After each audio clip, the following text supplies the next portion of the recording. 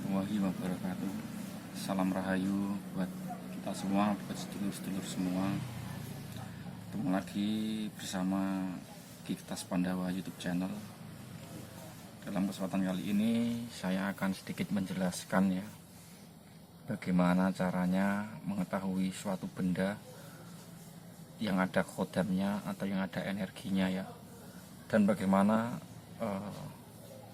cara menambah powernya ya biar semakin kuat. Oke, di sini saya mempunyai dua benda ya. Di sini ada kitab Stambul. Ini sangat kuno sekali ya, sangat lama ini kitab Stambul.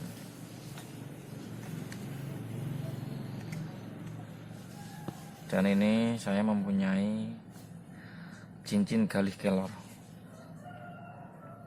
Oke, kita bahas satu dulu ya, bagaimana caranya mengetahui suatu benda yang memiliki energi atau memiliki khodam ya.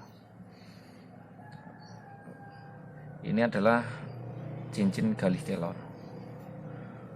Pertama-tama siapkan dulu minyak non alkohol ya. Ini mesti minyak misik putih ini. Yang ini minyak misik hitam ya.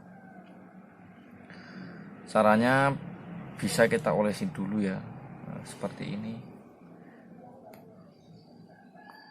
Kita olesin sedikit saja ya, nggak usah banyak-banyak.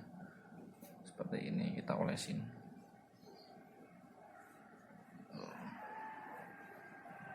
Setelah itu kalau ada dupa, siapkan dupa. Dupa ini gunanya untuk pengharum saja ya, pengharum biar energi yang di dalam atau khodam yang di dalam ini mudah berinteraksi dengan kita atau mudah dirasakan oleh diri kita. Maksudnya kita mudah merasakan ya suatu benda ini. Kalau ada dupanya itu insya Allah mudah. Kalau tidak ada dupa, siapkan asap rokok juga nggak apa-apa. Ini saya memakai dupa lidi. Caranya gini ya, Bismillahirrahmanirrahim. Baca dulu suratul Al-Fatihah 1 kali. Setelah itu sholawat Nabi 3 kali. Setelah itu asyhadu an la ilaha illallah wa asyhadu anna Muhammadar Rasulullah 3 kali. Dan Allahu Akbar, Allahu Akbar, Allahu Akbar 3 kali. Dan niatkan dalam hati, ya Allah, tunjukkanlah jika benda ini ada energinya dan ada khodamnya. Seperti itu ya. Terus kita asapin seperti ini. Jika benda ini ada khodamnya atau ada energinya, terasa berdenyut. Benda ini terasa berdenyut sangat kuat sekali. Jika khodamnya kuat, insya Allah denyutannya semakin kencang. Tapi jika energinya atau khodamnya lemah, denyutannya pun lemah ya, nggak seperti kalau khodamnya belum kuat. Ini seperti ini terasa ini. Bisa dilakukan oleh siapa saja ini. Seperti tarik menarik, seperti ada magnetnya, tarik menarik.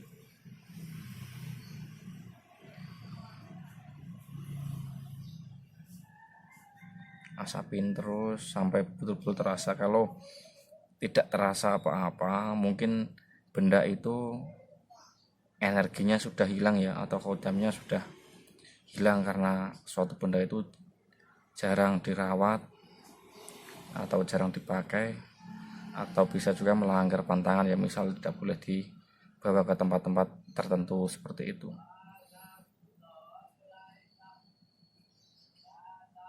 Ini pun sama ya, kitab Stambul ini pun sama.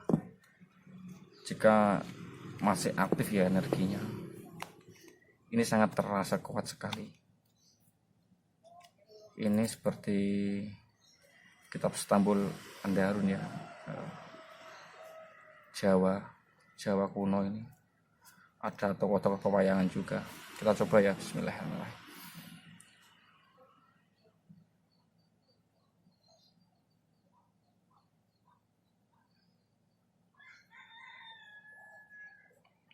Berdenyut ini, sangat kencang sekali denyutannya. Seperti setrum ya, setrum yang kecil, nyut gitu.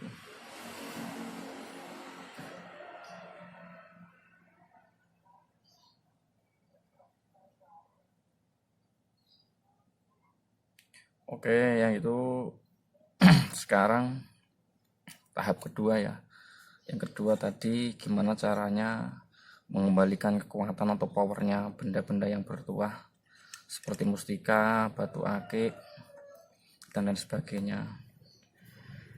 Misal energinya lemah dan tuahnya sudah tidak bisa dirasakan atau dimanfaatkan, kita lakukan sholat hajat ya, sholat hajat 4 rakaat, usahakan tengah malam. Kalau bisa malam Jumat ya, kalau bisa malam Jumat usahakan lakukan tengah malam sholat hajat 4 rakaat. Setelah itu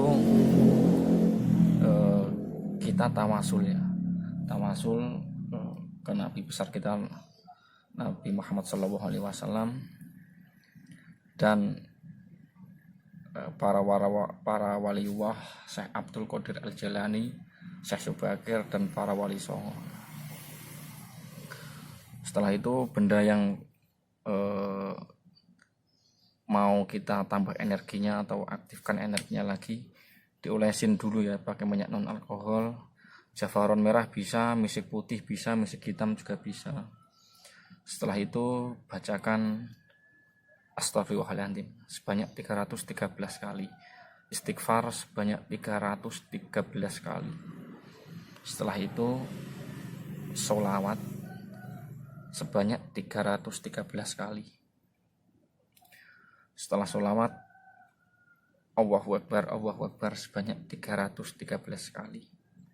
Setelah itu terakhir khususkan suratul Al-Fatihah ke benda itu, sebut saja namanya, misal seperti ini galih kelor ya, kirim suratul Al-Fatihah sebanyak 41 kali. Kalau bisa sambil diasapin dupa. Setelah itu insya Allah tuah atau energinya yang lemah atau hilang akan kembali lagi dan bisa dirasakan manfaat dan tuahnya seperti semula ya. Benda-benda seperti ini, kitab Stambul, cincin galih kelor ini hanya syariatnya, hakikatnya tetap milik Allah ya. Ini cuma sebagai lantaran ya, tapi kalau di saya sebagai aksesoris saja, tidak lebih dari itu, karena hakikatnya tetap milik Allah ya. Kita meminta suatu energi pasti ke yang maha perkasa ya, yang maha kuat, yaitu Allah Subhanahu wa Ta'ala. Tidak ada satupun kekuatan ya yang melebihi kekuatan Allah Subhanahu wa Ta'ala. Jadi seperti di sini saya menjelaskan ya, seperti dupa, minyak dan lain sebagainya, ini tidak ada unsur mistis ya. Maksudnya banyak orang yang menilai sebelah mata ya, bahwa kita menggunakan dupa atau minyak atau bunga dan lain sebagainya itu mistis atau musyrik ya. Itu hanya sebuah sarana saja, tidak lebih dari itu. Seperti dupa ini hanya sebagai pengharum saja ya, pengharum ruangan, biar pikiran kita lebih rileks gitu ya, bisa mengusir aura negatif atau energi negatif di dalam rumah ya. Dupa-dupa ini pun ada caranya, ada doanya ya saat kita mau menyalakan, tidak asal kita nyalakan gitu, tidak. Sebelumnya pun sudah diriyadhoi sebanyak 3 malam baru bisa digunakan, dan itu pun ada doanya pun kita meminta, tujuan kita meminta kepada Allah Subhanahu wa Ta'ala ya, yang maha menciptakan ya, yang ada di muka bumi ini, biar biar kita lebih khusyuk lagi, lebih tenang lagi ya saat kita mau memproses atau mengaktifkan suatu benda. Kalau harum, ruangan kita harum kan kita nyaman ya, kita khusyuk, hanya seperti itu saja ya, tidak lebih dari itu. Oke, terima kasih, mungkin cukup hanya itu yang bisa saya sampaikan. Jangan lupa like, comment, dan subscribe. channel Kitas Pandawa. Salam rahayu buat kita semua. Salam seduluran selawas. Terima kasih. Assalamualaikum warahmatullahi wabarakatuh.